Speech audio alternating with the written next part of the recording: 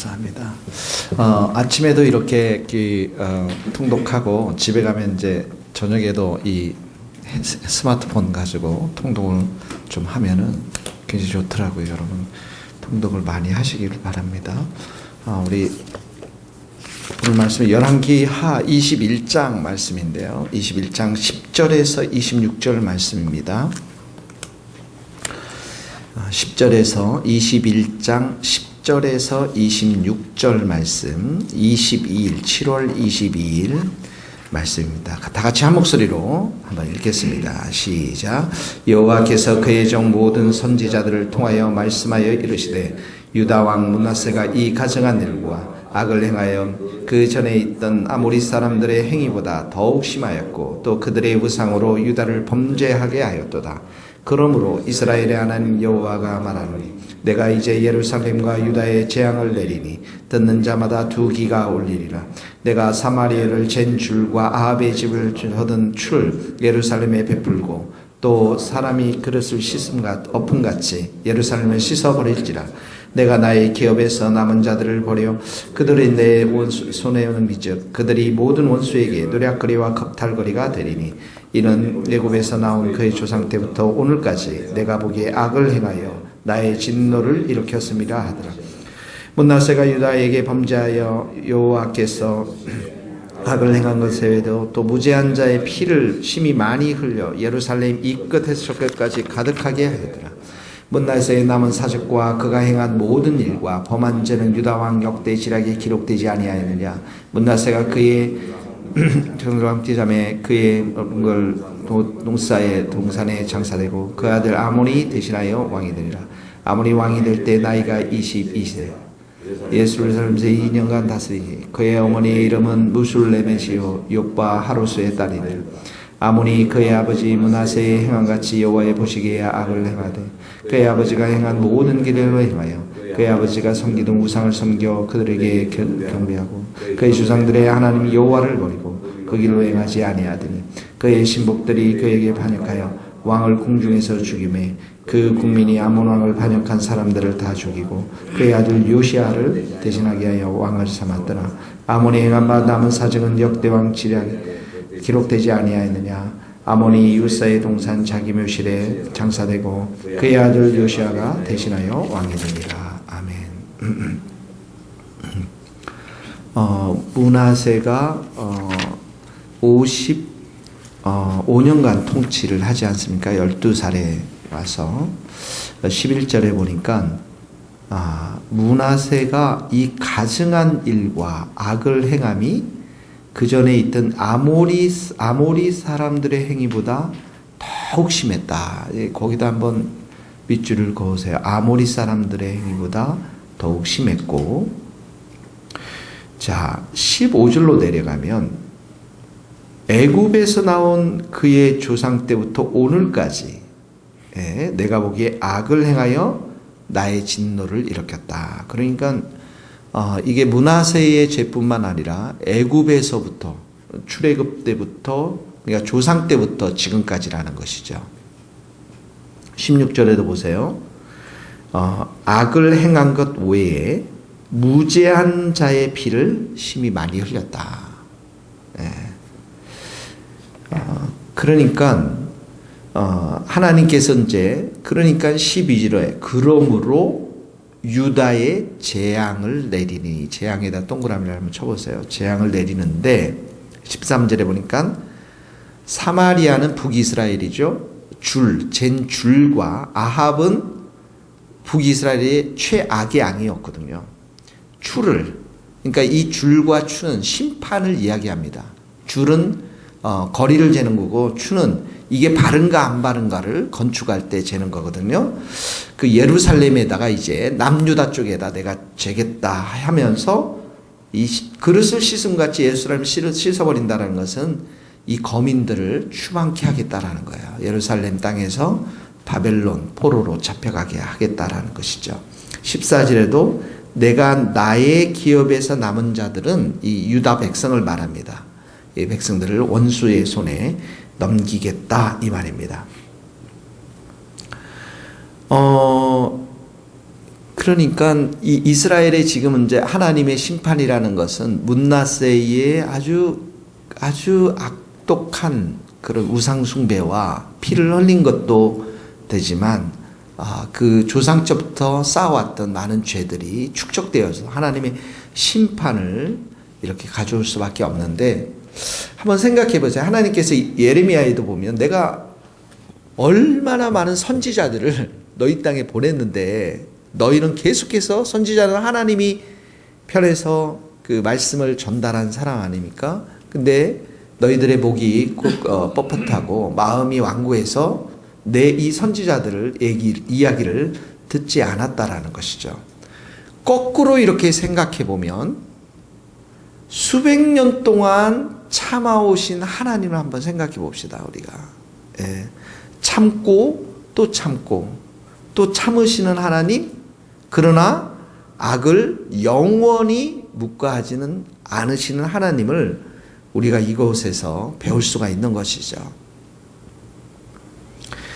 그러니까 우리는 사실 하나님의 긍휼과 하나님의 인내하심으로 우리가 살아갈 수밖에 없는 자들인데, 결국에는 하나님께서는 이스라엘을 심판했던 것처럼 이 땅도 심판할 수밖에 없다라는 것입니다.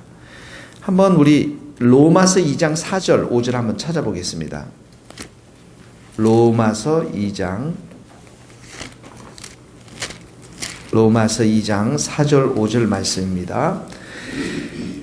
같이 한번 읽겠습니다. 로마서 2장 4절 5절 말씀입니다. 이 말씀을 요약해 주는 말씀이에요. 같이 읽겠습니다. 시작. 혹 내가 하나님의 인자하심이 너를 인도하여 회개하게 하심을 알지 못하여 그의 인자하심과 용납하심과 길이 참으심이 풍성하심을 멸시하느냐. 다만 내 고집과 회개하지 아니한 마음을 따라 진노의 날 곧 하나님의 의로우신 심판이 나타나는 그날에 임할 진노를 내게 쌓노도다. 하나님의 인자하심을 통해서 하나님은 어떻게 합니까? 회개로 인도하시고요. 인자하심과 용납하심과 길이 참으심, 이 풍성하신 하나님이신데 사람들은 그 하나님에 대해서 어떻게 합니까? 멸시한다라는 거죠. 고집과 회개하지 않는 마음을 통해서 멸시하고 있다라는 거예요. 오늘날도 마찬가지입니다. 이스라엘 백성도 마찬가지고 오늘날도 마찬가지고. 그러니까 죄를 계속해서 쌓을 수밖에 없다라는 것이죠. 그러니까 여기에서는 하나님의 진정한 마음은 이 백성들이 회개하고 주님 앞에 돌아오기를 원하시지 구원받기를 원하시지 진노와 심판이 하나님의 궁극적인 목적은 아니라는 것입니다.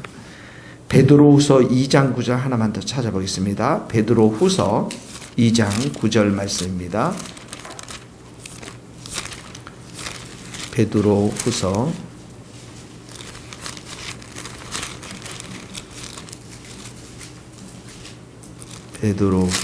2장 9절입니다. 네, 같이 읽겠습니다. 시작. 주께서 경건한 자는 시험에서 건지실 줄 아시고 불의한 자는 죄송합니다. 3장 9절입니다. 베드로서 3장 9절 시작. 주의 약속은 어떤 이들이 드리다고 생각하는 것 같이 더딘 것이 아니라 오직 주께서는 너희를 대하여 오래 참으사 아무도 멸망하지 아니하고 다 회개하기에 이르기를 원하신다. 하나님은 우리에게 오래 참으시고 멸망하지 아니하시고 회개하기를 원하신다라는 것이죠. 그래서 심판과 하나님의 이 진노는 하나님의 본심의 마음이 아니에요. 결국은 이스라엘이 이제 므낫세로 넘어가서 나중에 어떻게 합니까? 바벨론 포로로 잡혀가거든요. 우리가 이 말씀을 적용할 때에 우리 자신들의 회개를 위해서 기도할 뿐만 아니라 이 민족의 죄악들, 사람들의 죄악들을 위해서 회개하며 사람들이 주님 앞에 돌아와서 회개하고 구원받을 수 있도록 우리가 기도해야 될 줄로 믿습니다. 19절 한번 보겠습니다. 자, 므낫세의 아들 아몬이 나왔습니다. 같이 읽겠습니다. 시작. 아몬이 왕이 될 때 나이가 22세라 예루살렘에서 2년간 다스리시니 그의 어머니의 이름은 무슬레메시요 요빠 하루스에 따라. 자, 아몬은 므낫세의 아들이었는데요. 그 아들이었는데 22세에 왕이 돼서 2년 다스렸습니다. 그런데 23절 그의 마지막을 한번 봅시다. 시작. 그의 신복들이 그에게 반역하여 왕을 궁중에서 죽였어요. 예.